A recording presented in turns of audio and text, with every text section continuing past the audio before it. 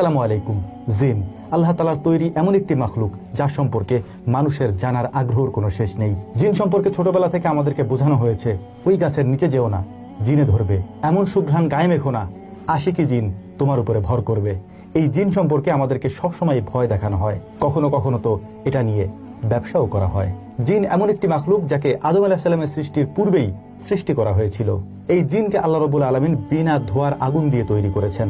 এরা মানব সভ্যতার শুরু থেকেই মানুষের আশেপাশেই থাকে। এরা অনেক ধরনের হয়ে থাকে, যেমন আল আমের, যাকে জিনেদের সর্দার বলা হয়। এরা সাধারণত ঘরে বসবাস করে।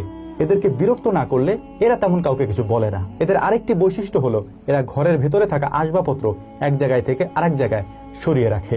এই কাজটি এরা করে থাকে যাতে করে ওই ঘরের মানুষ বুঝতে পারে এই ঘরে জিন রয়েছে। এর পাশাপাশি এরা ছোট বাচ্চাদেরকেও ভয় দেখায়। উদাহরণস্বরূপ অনেক সময় দেখে থাকবেন ছোট বাচ্চারা ঘুমের মধ্যে কান্নাকাটি করে, আবার এরকমও হয় কোনো কারণ ছাড়াই কান্নাকাটি করছে। মূলত এই জিনের কারণেই এটা সংঘটিত হয়। এমনও হতে পারে এই জিন এখন আপনাকে দেখছে। এজন্যই ঘরে প্রবেশ করার সময় অবশ্যই বিসমিল্লাহ পড়বেন।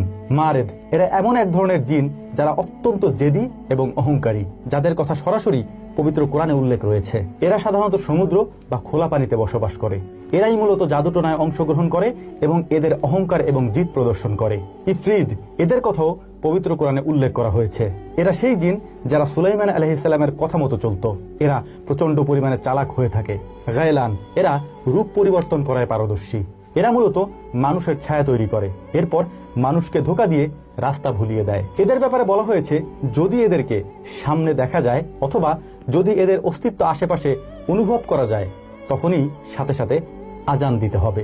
কারিন, এরা সব সময় আপনার আমার সাথেই থাকে। এরা মানুষ জন্ম নেওয়ার সাথে সাথেই তাদের সাথে এদেরকে লাগিয়ে দেওয়া হয়। এরা সব সময় মানুষকে কুমন্ত্রণা দেয় এবং বিপথে ডাকে।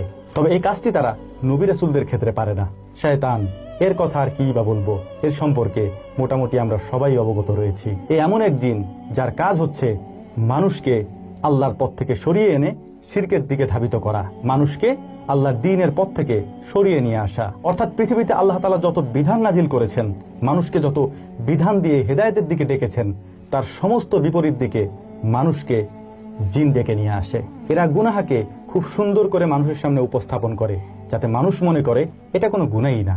এরা রাগ, ক্ষোভ, অহংকার, অহমিকা এগুলি মানুষের মনে জন্ম দেয়। জিন মানুষের থেকে অনেক বেশি শক্তিশালী।